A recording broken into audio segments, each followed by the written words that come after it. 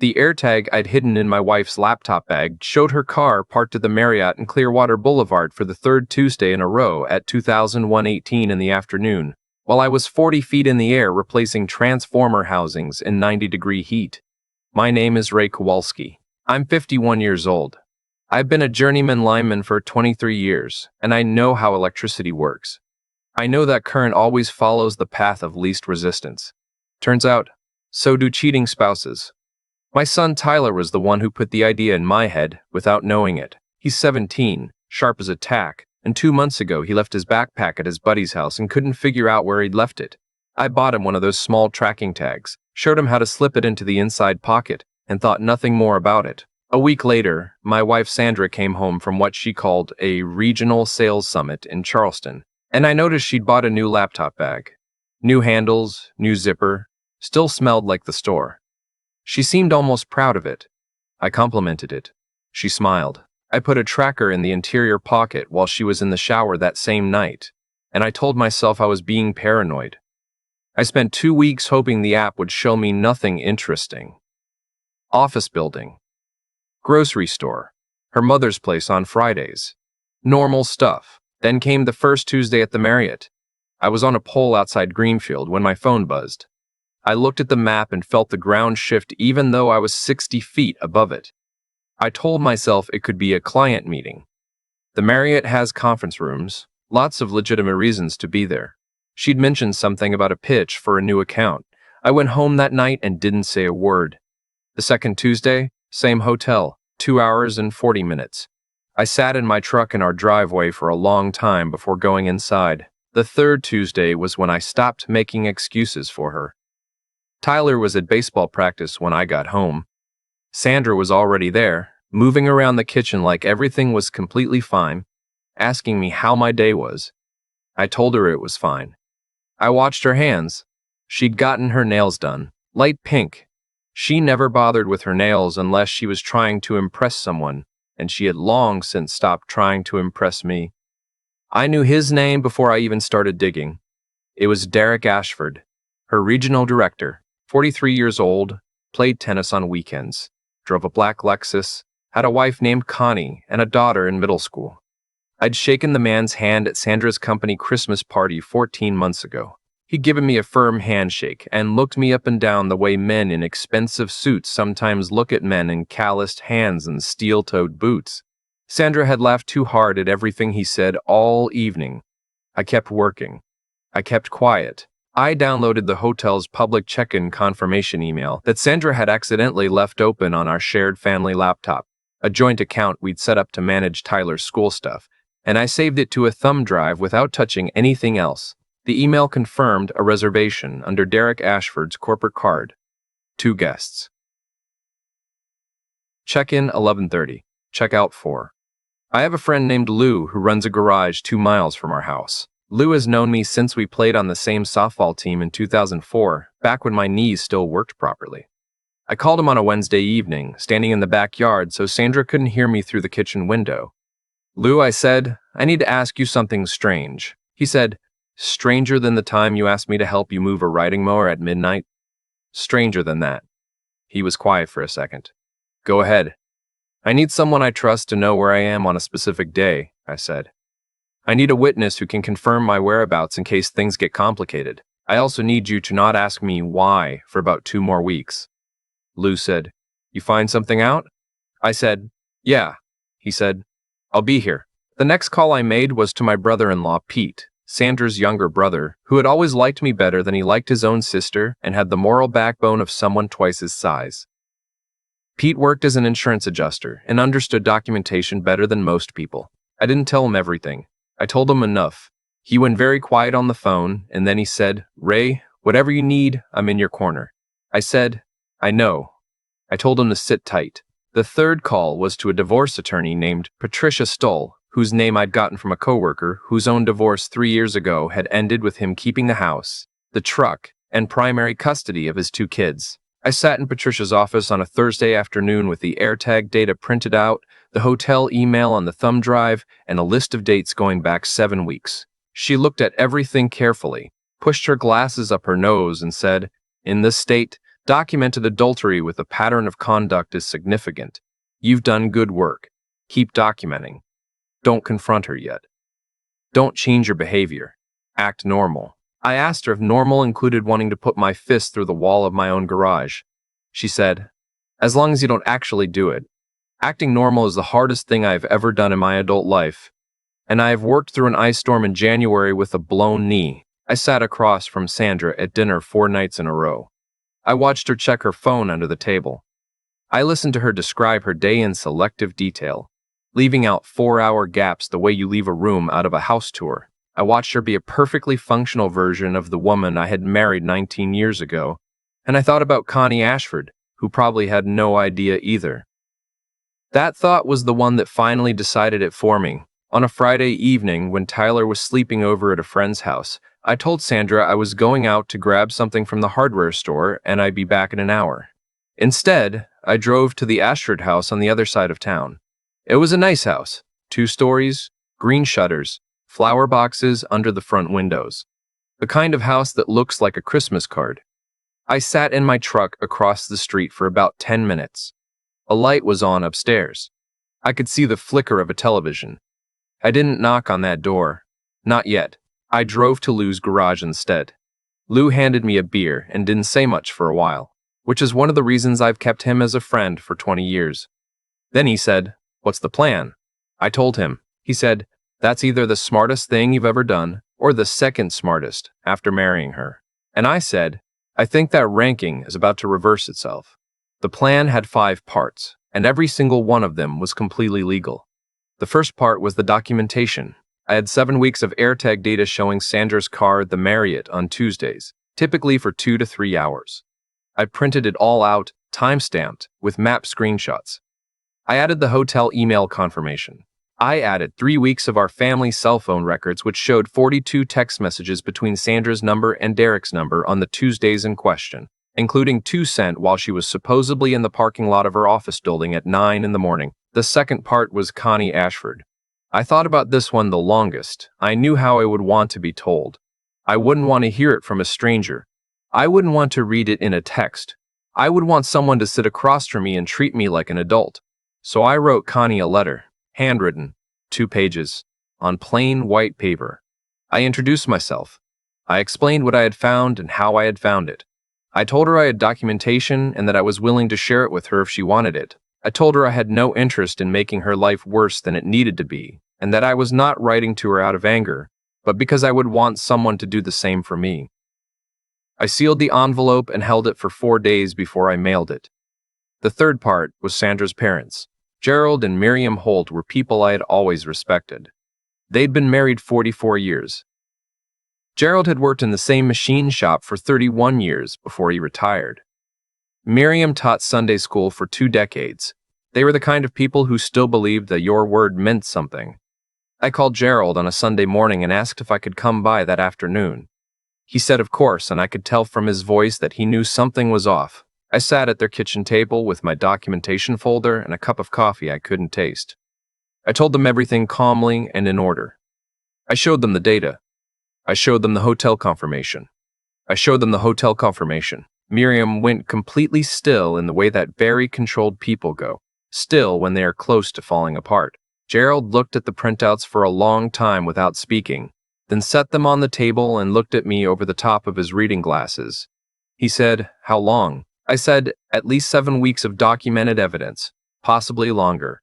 I don't know what I don't know." He said, "And Tyler?" I said, "He doesn't know yet. That's next.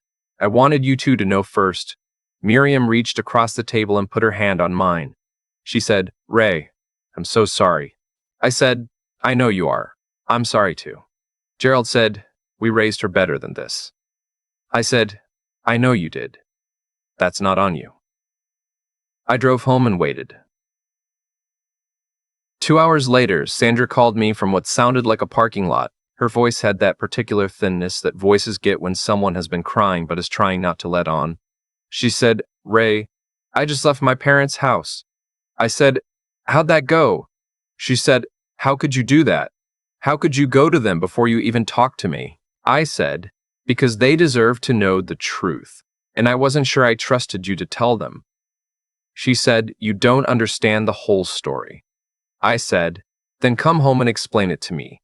She did. She sat across from me at the same kitchen table where we'd eaten 19 years of dinners and told me it had started at a conference in Phoenix 8 months ago, and that it wasn't supposed to mean anything, and that Derek made her feel like she was still interesting, still capable of surprising people, still someone who hadn't just become background furniture in her own life.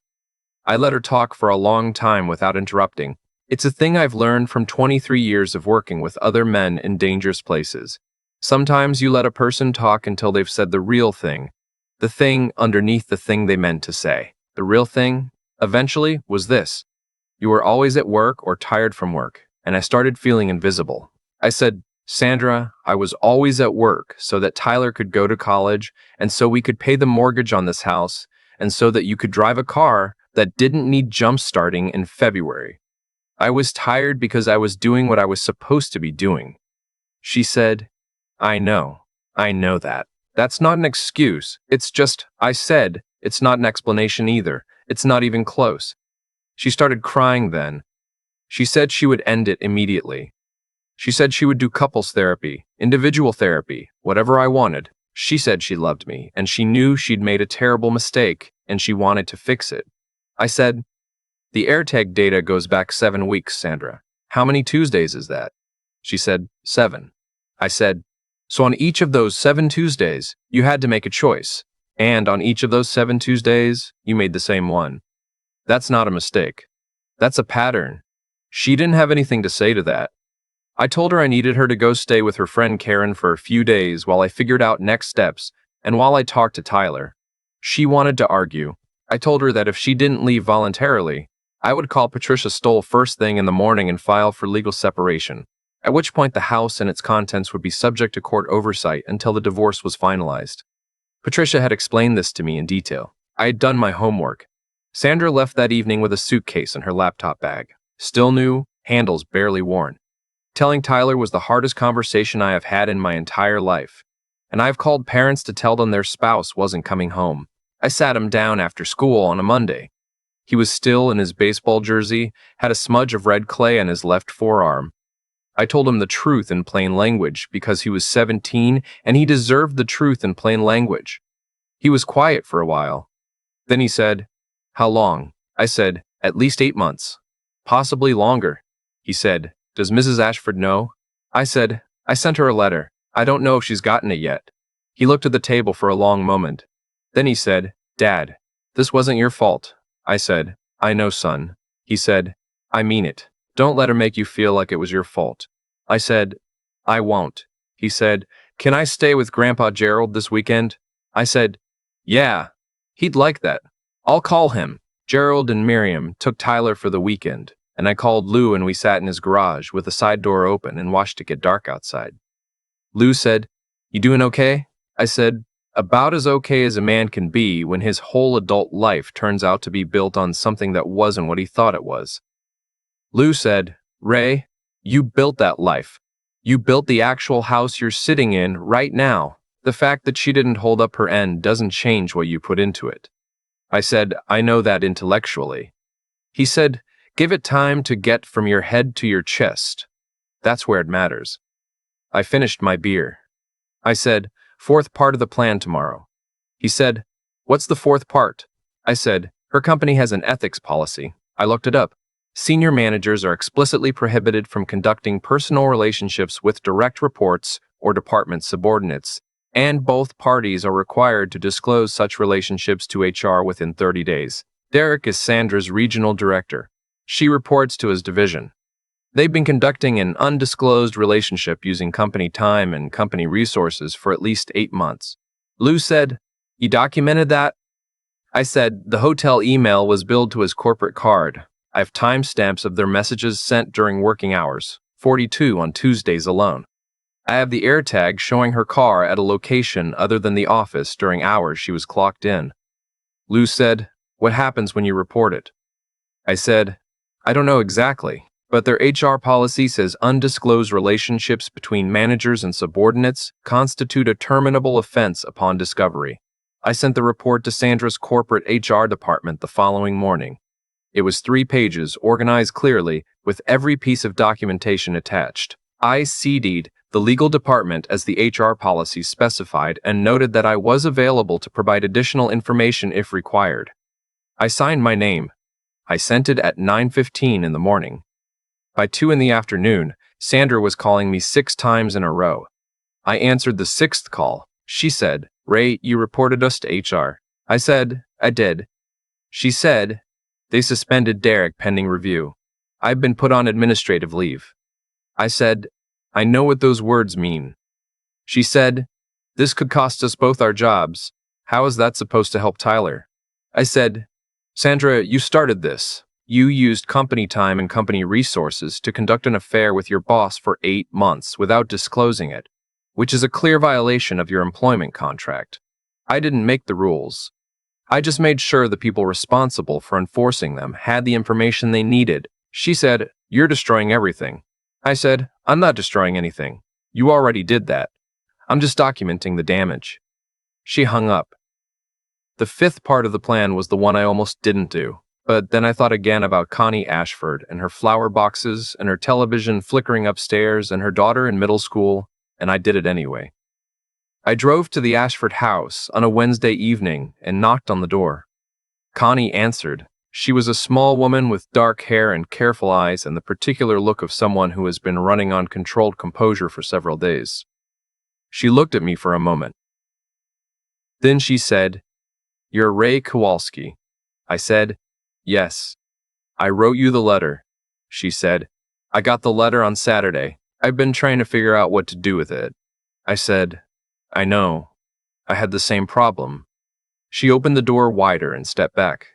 "Come in." We sat in her living room. She had a cup of tea she'd clearly been holding before I knocked. She asked if I wanted anything and I said no thank you. She looked at the folder I'd brought. She said, "Is that the same documentation you described in the letter?" I said, "Yes. You don't have to look at it if you don't want to." She said, "I already knew. Not the details. But I knew something was wrong. You stop knowing your own husband in a particular way when something like this is happening, and then you start knowing him in a different way. You start recognizing the edges of the lie." I said, "I'm sorry." She said, "He's staying at his brother's. We talked on Sunday. He didn't deny it." She looked at the folder again. "I think I do want to see the documentation. For the legal piece." I slid it across the coffee table. She opened it carefully and went through it without saying anything for a long time. When she closed it, she said, "The hotel was on his corporate card." I said, "Yes, which is part of what I reported to HR." She nodded slowly. She said, "Derek has always been meticulous about separating work and personal expenses.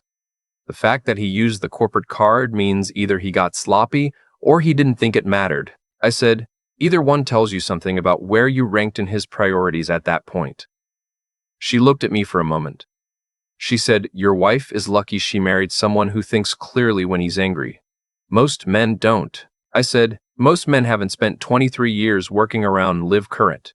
You learn to be very deliberate." She said, "I'll have my attorney contact yours this week. I think our situations have significant overlap." I said, "Patricia Stoll. She's good." She said, "I'll write it down." I drove to Lou's on the way home. He was still at the garage, changing the oil on a customer's F-150. I told him how the Ashford visit had gone. He wiped his hands on a rag and said, "How are you feeling?" I said, "Like I did everything I could do, the right way, and now I wait." He said, "That's about all anyone can do." I said, "Yeah." He said, "You want a beer?" I said, "Yeah." The following 3 weeks were mostly paperwork and patience. Patricia Stoll filed the divorce petition because we lived in a state that recognizes fault-based divorce, and because I had documented evidence of a sustained pattern of adultery. The petition cited adultery as grounds. Sandra's attorney pushed back on the AirTag data, arguing invasion of privacy. Patricia's response was clear and simple. The tracking tag was placed in a bag during the course of a marriage in which both parties had a reasonable expectation of joint knowledge of shared property, and the device was used passively, not to restrict or surveil her movements, but to verify her stated location. The judge agreed. HR finished their investigation in 11 days. Derek Ashford was terminated for violating the company's non-fraternization and disclosure policy. Sandra was terminated for the same reason, with an additional finding that she had falsified her location on 3 expense reports filed during the period of the undisclosed relationship. She called me the morning after the termination letter arrived. Her voice had lost the thinness from before and gone all the way flat, which is different. She said, "I hope you're satisfied." I said, "Sandra, I didn't get you fired. You filed expense reports that listed locations where you weren't. That's fraud, not a personal dispute." She said, "You started this." I said, "We can keep going over who started what, or we can both accept that where we are right now is the result of choices that were made and move forward." I'd rather move forward. She was quiet for a moment. Then she said, "Is Tyler ever going to forgive me?" I said, "That's between you and Tyler. I'm not in the middle of that." She said, "I miss him." I said, "Then when the legal piece is settled, you can work on rebuilding what you damaged. But that starts with him, not with me." There was a long pause. She said, "You've thought all of this through very carefully." I said, "I've had time." Tyler moved back home after his weekend at Gerald and Miriam's. He was quieter than usual for about 2 weeks, and then one evening he came into the garage where I was working on a table I'd been meaning to build since the previous spring. And he picked up a piece of sandpaper and started working on the edge I'd indicated without my having to ask him. We worked for about 40 minutes without talking. Then he said, "Grandpa Gerald told me that when he found out his own father had been unfaithful to his grandmother, he didn't speak to him for a year. And then one day, he just decided that anger wasn't worth more of his time than the year he'd already given it." I said, "Gerald's a smart man." Tyler said, "He said you're the best thing that happened to this family, and he's sorry his daughter didn't know what she had." I put down my sanding block. I said, "You know that whatever happens between me and your mother doesn't change anything between you and her, right? She made a bad choice. She's still your mother." He said, "I know. I'm just not there yet." I said, "You don't have to be. Take the time you need." He picked the sandpaper back up. He said, "This table's going to look good." I said, "Yeah, it is." The divorce was finalized 4 months later. I was awarded the house, primary physical custody of Tyler, in a favorable division of our joint assets, with the court specifically noting the documented fault on Sandra's part. She received a settlement and was granted regular visitation. She found a new job about 6 weeks after the finalization, with a different company in a different sector, and moved into an apartment across town. At some point during those months, a letter arrived from Connie Ashford's attorney. She had initiated her own divorce proceedings, and her legal team had formally requested a copy of my documentation as corroborating evidence in her own case. I authorized Patricia to share it. Connie sent me a short note afterward. It said simply, "Thank you for the letter. It was the right thing to do."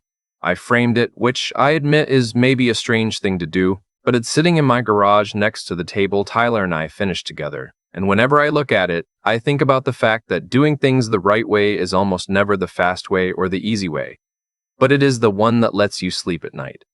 Lou came over for the game last Sunday. He sat in my kitchen and drank my beer and told me I looked like a man who was putting himself back together from the inside out, and I told him that was about accurate. Tyler came down from his room to watch the third quarter with us. He's been offered a partial scholarship to a school 3 states away, and he's thinking about it seriously. He asked me last week if I'd be okay here on my own if he went. I told him I'd be more than okay.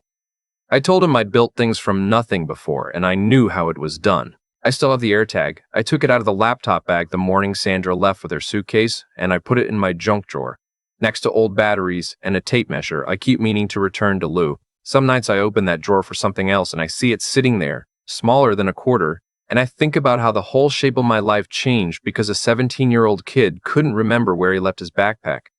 Things find their way to the surface eventually. That's been true every single time in my life when I've tried to pretend otherwise. The current always follows the path of least resistance, and the truth always follows the current.